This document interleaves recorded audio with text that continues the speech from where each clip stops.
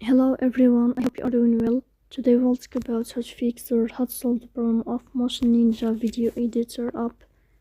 You will click on settings. Here you will click on apps, default apps, app settings.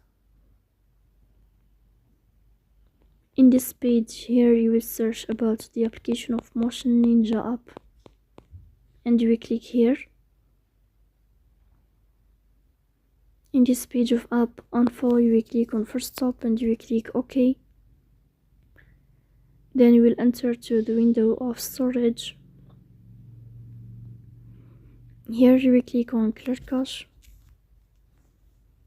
Then you will turn on your airplane mode and you will turn off your airplane mode again to fix that problem. So that's all. Don't forget to press